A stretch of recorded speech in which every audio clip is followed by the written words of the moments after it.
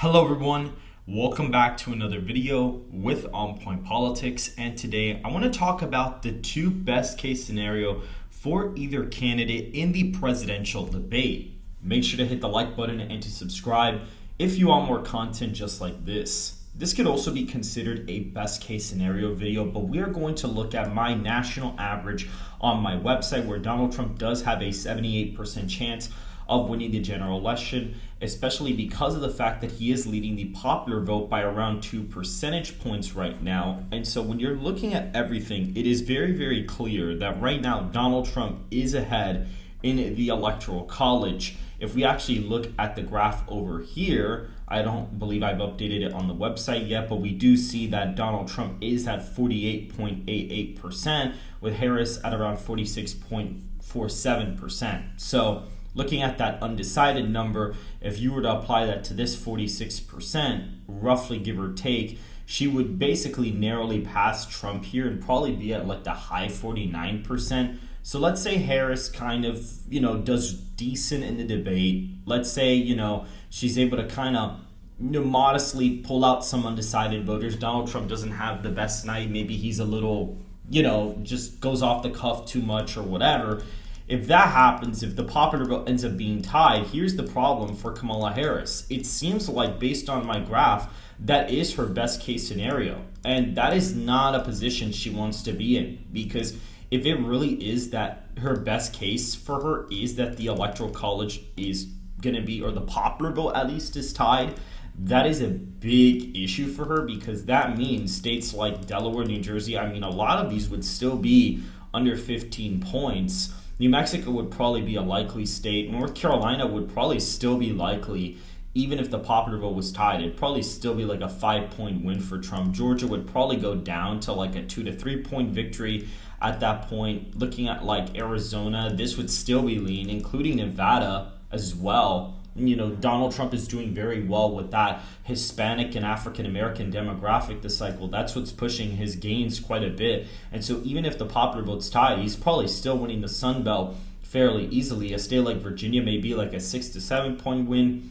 Minnesota may even be a lean margin, like probably a 4 to 5. Same thing for New Hampshire and Maine at large. So even in this scenario, Donald Trump is still on his way to win the Electoral College. In a way, because if the Rust Belt is trending to the right, Wisconsin can get him over the top in that scenario. And yes, you are going to have some movement in a state like Texas and Florida that are going to push the Electoral College bias a little bit away, and states like New York and California getting closer will definitely eliminate that bias. But even when you apply it, Harris is still ahead in the popular vote by around 1 to 2 points. So if the popular vote's tied, Donald Trump still has a good chance to win some of these Rust Belt states. Maybe if the popular vote is tied, you could possibly see like a Michigan go blue. Like, it's definitely possible, and it would still come down to a really close election. But even a best case scenario for Harris from the debate, Donald Trump is still favored to win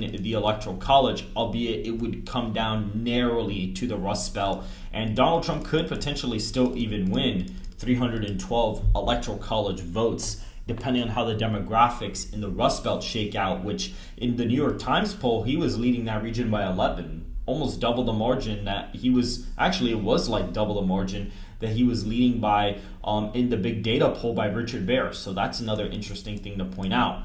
Now, if Donald Trump is able to have a good debate, and it's kind of like a fallout, sort of similar to, how Harris kind of tanked or how Biden kind of tanked.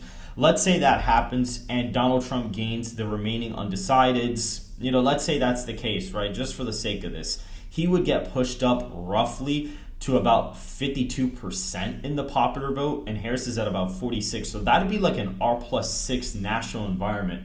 And at that point, especially with the way the demographics are shaking out and the fact that Harris is not very appealing to independent voters, that's going to be a big problem for her, because that means at that point, Donald Trump, if he's winning the popular vote by 6, he's guaranteed the Electoral College. Like, it would be a landslide map. Texas, Florida, Ohio, Iowa, those would be completely gone. Maine 2nd would be gone. Alaska would be gone. You'd have, like, the major swing states, they'd all be likely red. Like, these pretty big single-digit victories. Even Georgia and North Carolina would probably fall into the lower double-digit range of, like, 10 to 12 points, more than likely. State like California may still be in the safe column, but it'll be like a 16, 17-point win. New York would probably be like a 9 to 8-point victory, somewhere around there. Looking at Washington, Oregon, those would still be likely, but albeit under 10 points. Colorado would probably be like a 5 to 6-point win. You'd have Maryland, DC, Massachusetts, Vermont still be safe, but even states like Delaware and New Jersey would probably be a lot closer in an R+6. Hawaii would come down to a little bit under 10 points. And looking at Illinois, this would be like a 6-point victory as well. And a lot of these, states like Minnesota and Virginia, like these would be lean states, including New Hampshire and Maine at large, as well as Nebraska 2nd. So really, in an ultimate best case scenario for Donald Trump, from the debate, he can go back to where he was against Joe Biden. This is actually the same map where I had him at when he was facing incumbent President Joe Biden. Now, what's kind of interesting is Biden didn't necessarily fall out from the debate like most people did. I already had the map as like a huge win. He just kind of made New Jersey competitive. Like, the debate was so bad that it actually made New Jersey a toss-up. Like, that's how bad things were getting. It was getting really, really rough for Biden at that time. And so if Harris has a very similar debate performance in terms of not really being, coherent, because even though Harris does have better mental acuity than Joe Biden, sometimes it's been very clear that she might be able to get her point across very clearly and kind of have similar gaffes in some ways. And so Donald Trump's able to have a good performance, kind of nail her on her original positions that are not popular with the American people, from 2019. And she kind of comes across as unlikable, and she tries to be like the big-headed person and tries to interrupt a lot. It's just like, if she has her worst possible case scenario in the debate, Donald Trump, if he were to pick up all the undecideds, would effectively be at an R+6 national environment. It would basically be disastrous for him. And that's not even including people that could potentially flip over, which would be a minuscule amount, because Donald Trump didn't necessarily pick up people that were already voting for Biden. He probably picked up a few people that were voting for Biden, but a majority of the people Donald Trump picked up were a lot of these undecided voters. That's where he was really able to get his, thing out of. And so really, based out of all of the electoral college scenarios, or based out of the two scenarios we looked at, the states that could effectively flip depending on the debate are the ones that you see right here that are completely blank, which are none other than New Mexico, Minnesota, Wisconsin, Michigan, Pennsylvania, Virginia, New Hampshire, Maine at large, and Nebraska 2nd Congressional District. And Donald Trump is already very close to 270. If he wins Nebraska 2nd, he ties in the Electoral College. Even if he wins Maine at large, he's already the winner of the presidency. So again, a very interesting stuff that we have right here. And he's got so many paths to win. Literally, his only not viable path to over 270 is Nebraska 2nd, because he'd be short one. But literally, other than that district, every single other district, or any other state for that matter, would be able to put him over the 270 mark. And so if you guys did enjoy this quick analysis and video, make sure to hit the like button and subscribe to the channel. And make sure to go ahead and go to betonline.com. In the description down below, you can sign up to bet on politics. You can bet on who's the winner of the presidential election. We also have one for the debate too. This one's interesting. You have the debate winner. Donald Trump is the underdog there. We can see color of Trump's suit is definitely right here as well. We also see first state mentioned by Trump or Harris. We see, a bunch of odds here. Predominant color of Harris top. We also see this as well. Biden mentions. We also see this here. Obama mentions.